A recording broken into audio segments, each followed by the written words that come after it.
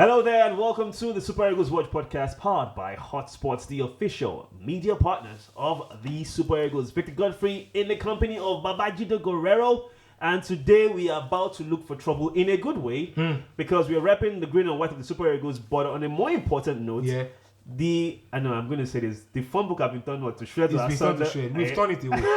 It's all gone. But let's talk about this competition so far. Yeah. So many surprises, bro. It's been amazing. Indeed, it's a tournament of surprises. Mm-hmm. If you snooze, you lose. If you go to if you day, he did. If you didn't day, he did not even day. And you can see, right? It's testament to the growth of CAF in a way. You know, it was 16-man tournament before. It was a 16-team tournament before, but that grows to 24.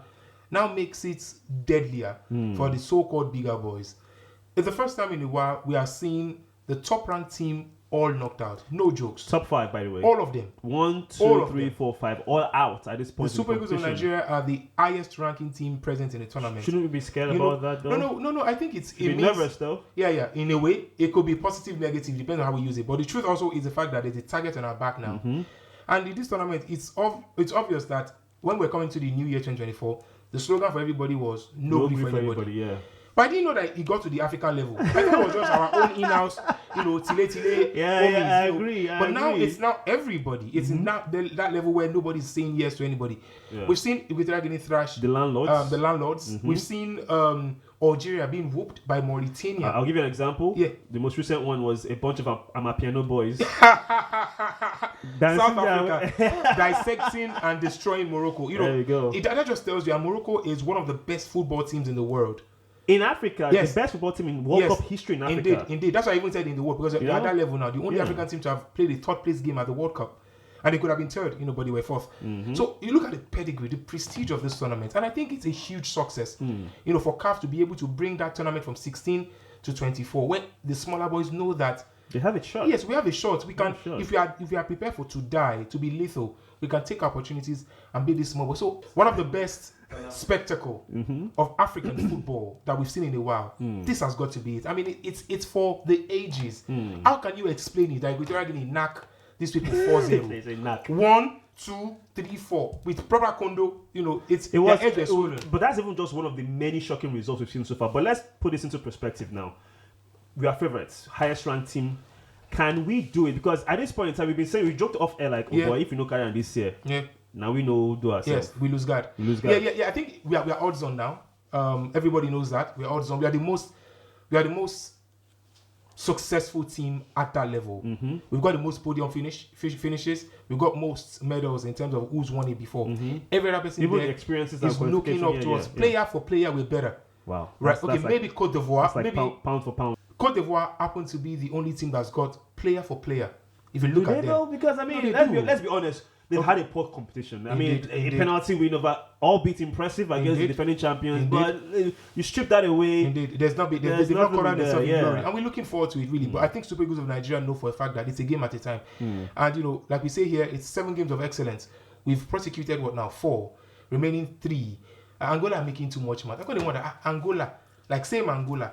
So you stopped off from going to the World Cup, and you guys like 20 years ago. You guys are feeling exactly. You guys are feeling like that's the only one. Newsflash: we've been to 2 extra World Cups since, and you guys are not 3 extra World Cups: 2010, 14, and 18. Indeed, and then you guys are here saying, I saw one Angolan video saying, "Oh, bring Nigeria." Are you joking? Super Eagles of Nigeria. Don't worry, we'll come back for you. All right, we do have reports from the managing director of Hotsports, Mr. Tony Bitori, a legend, by the way, in our industry. So a quick question to you, sir. What are the updates on the players that took that anti-doping, that was conducted by the organizers of this incredible competition?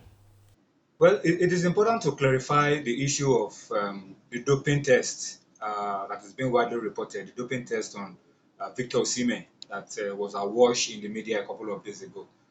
It is important to clarify that the doping tests were not targeted at Victor Osimhen or any of our players. These doping tests are random tests, and they are usually carried out by the CAF medical officer for every game, a particular game in which they are involved. It's a random test. It is not targeted at anybody. It's random. Officials of the team will go into the doping control room and randomly, because the tiles with the number of all the registered players are in a sack.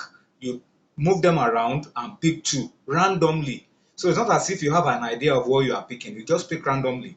You will pick your opponent's 2 tiles from your opponent's bag. Your opponent will pick 2 tiles from your bag. So they are random.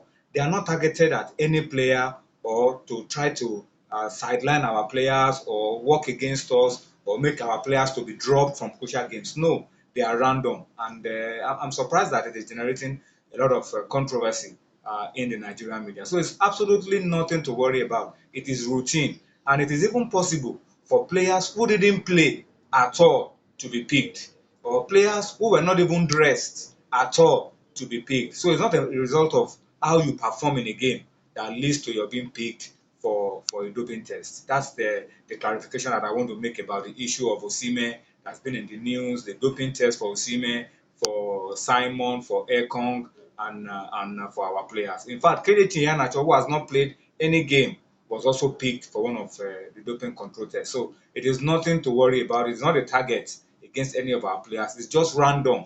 And that's what is done in every international football competition. People, so diverse, so many. 200 million people with beautiful languages. Nigerians are so diverse. Then we start to show our true selves. Football is one of the things that unites us as a country. There's just something about that soft, round leather ball that makes Nigerians speak. Whether you're watching at a viewing center, playing on an AstroTurf, setting up a monkey post on Saturday morning, or you're listening over the radio, Football lives in all of us. And when it comes to international stage, we all get behind our national team. because in that moment, at that time, we all have one voice. All 200 million of us have one thing in common. All we are saying, give us one goal. It's that time again. Let's support our Super Eagles and cheer them on to victory. Because this is Nigeria, where football lives. Wow, incredible stuff. Welcome back to the Super Eagles Watch podcast. Victor Godfrey in the company of Babajide Guerrero. At this point in time, we are the green and white man. Green Eagle. Green Eagle and white Eagle. The hot men? Yes, Green Eagle and white Eagle. We are swearing. We are repping the colors of the country. Indeed. I mean, only have two colors. There was this, I've always wanted to be a footballer. Really? But unfortunately, What position though? I was a number 9, University of Lagos. I played in my department, my faculty. How many goals did you miss? No, did I score? My God will judge you. Because I'm imagining I was a top striker. You had like 50 games, a top striker. Half goal. Ronaldo cannot lace my boots. I was that good, But the fact that we're not, on the pitch, but sometimes we get to look like the footballers. This right there is their easy on the eye kind of jersey. I'm not gonna lie to you. Yeah, that's what you get for being good. That's what you get for working for the official media partners of the Super Eagles of Nigeria. Check out now. Who they check? Do it. 10 seconds pause. Looking fly. All right, let's talk about injury updates or injury scares. We have one in particular in the Super Eagles camp in Abidjan right now, and that's the first choice keeper so far, talking about Stanley Nwabali. And I know your favorite goalkeeper is most likely waiting in the wings. Should Stanley not be fit? And that's Francis Uzo. Why are you laughing? He's the youngest ever goalkeeper to represent Nigeria at the World Cup. What is funny about that? He's your best goalkeeper. We're talking about Ike Casillas. Well, I think Stanley Uzo is not my favorite Francis goalkeeper. Uzo. Francis, I beg your pardon. I said Stanley Uzo. That just tells you how very important and crucial I see Nwabali. Yes, people say Nwabali just played 3 or 4 games for the Super Eagles of Nigeria, which is not that big. It's not that crucial. But I also see a gentleman who is coming into his own, composed, calm. He's everything you want in a goalkeeper. To be honest, for his first competition, he seems pretty calm. Pretty calm, yeah. To be honest, it may not be the Buffon, definitely. It may not be the Peter Cech, but he's Stanley Nwabali and he's doing okay for himself. And people say, we'll soon turn on him, blah, blah, blah. But wait now, let that time come. It shouldn't even come. Exactly. Let that when it comes. In the friendly match, maybe, but not this one. But I think it's a good thing that it's back in training. But however, the onus and the sacrosanct responsibility lies solely on the fitness coaches and, of course, the main coach. And I also am genuinely afraid that it shouldn't be patched. Oh, right? Yeah. I would rather back into the game. Yeah, because sometimes in football, we've seen it sometimes that players grasp an opportunity with all their lives, with all their mind. They grab it with everything they've got in them. And this could be the moment of glory for a young, Uzo, who was at the World Cup, and we expected him to kick on from there. I have no idea why I'm smiling. We expected him to kick on from there. I don't know if he's that was 2018. He's no longer that young anymore. Well, anyway, Francis Uzoho could have been that guy, but in a way, he has issues here and there. I mean, he's not a perfect goalkeeper. We all know that. But I think if he had the opportunity to be called upon now, that's the time. This is the time for him to say, you know what? These guys have persecuted 4 games without me. I'm more like being a substitute, and this is my own time to come and rise from the to the quarterfinal stage, the next level. So it's very possible. So it's a good thing to have Stanley Wabali back. It's a good thing to see him that, he was not so serious, because apart from the tournament, you also want to make sure that it is keenly contested, the opportunity of being the number 1 goalkeeper for the Super Eagles of Nigeria. Right now, let's also talk about injuries, and a player who couldn't make the final cuts for the Super Eagles, a striker who has had very good few seasons, actually, to be honest. 2-3 seasons, and very impressive for him.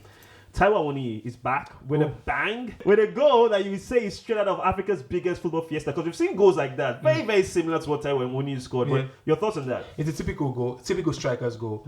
I like the fact that the young man, is a calm gentleman. I like how we call Nigerian strikers young men. Yes. Oh, well. But carry on. This road that you're going, only you know the road.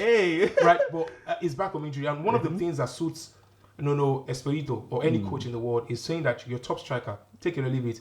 We know they've got Wood in that team. They've got a couple of strikers.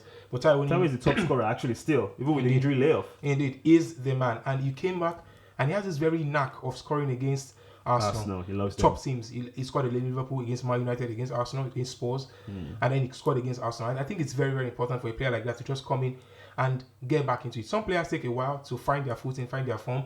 Some don't even get form. People like Anthony.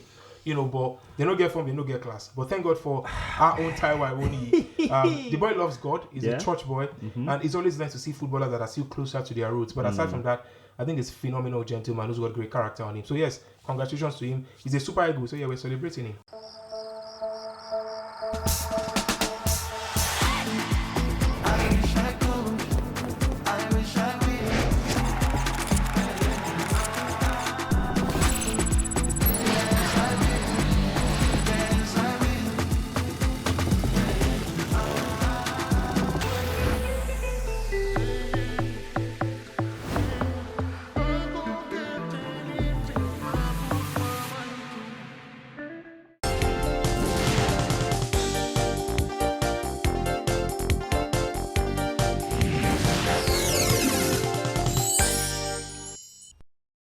Okay, now let's take a quick look at social media. Remember, you can be a part of the conversation online.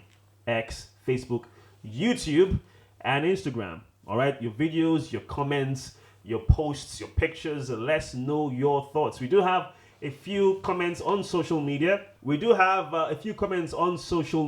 And first off is from @Vinny_Goodson. And it says, with 3 laugh emojis, or I should say 4 laugh emojis, these arguments just they make me laugh. Yes, trust me, I was also laughing that day when the hot men were going at it. Then we have the second comment from @Glory Mika, and it says this is towards you, Babajide Guerrero. I'm so sorry. Do? It says, see, that guy where they argue no sabi anything. Shots fired. Osime won the PK Nigeria beat Ivory Coast with. He equalized against Equatorial Guinea. He made an assist against Cameroon. His aura and presence made the difference. Made the Guinea-Bissau defender score an own goal. Osime is the weapon for Nigeria to win Africa's biggest football competition, and he may turn to deliver in the quarterfinals and semi-finals and even the final for Nigeria. He says, let's hope God shines his light on the team to excel in this important part of the tournament. So, according to Glory Mika, you know sabi anything. Good. Now I didn't like shit. I need the text. Continue, Glory Mika. Then the final comments we have is from, this is an interesting name. I can't mention the last half of it, but I'll try to do the first half. It says it's Afoke Aruko, and I will not say the last part. 9045. It says Sadio Mane don't go house, and that's in reference to your argument that Victor Osimhen wasn't worthy enough to win the MVP in our last episode. But the interesting thing is that comment came after Sadio Mane was knocked out. So you see, it's okay. We can shield our sword now. But I do think if he goes on with the kind of form he's in, that's Victor Osimhen. Victor Osimhen is a clear-cut guy. You look at everybody. The South Africans don't have a standard player. Yeah, true. Neither do Angola. So I would say this. Perhaps he's the poster boy of the tournament of Africa. Yes, yeah, he's the corner of the continent. He is. Yes, because of everything Do they still do European Football of the Year? Do they still do that award? No, they call it, is it Ballon d'Or? No, but Ballon d'Or is for the world, right? Yeah, I agree with you. He's our own poster boy for the African continent. So I think it's only befitting. And from a branding point of view, the mask, the tinted hair, it just looks amazing. Yeah. All right, now guys, we'll call Speaking of that mask, apologies to pop in. Yeah. Did you know, this is a fun fact and it's true, did you know that Kenneth Omero, one of the most senior players in that team, who was part of the 2013 winning team, had to re-dye his hair blue. Yes, because he was always getting that comparison every time to being Victor Osimhen lookalike. That guy is what you call an homologo on the streets of Lagos. That means the glory child. I agree with that. So on that note, with that level of street credibility only shown by Babajide Guerrero, we will call it a day on today's episode. But remember, be a part of this on social media. I've said this earlier on. I'd like to thank you so much for being a part of this. Always. And we're looking forward to having more exciting episodes here on the Super Eagles Watch podcast. Bye for now, guys.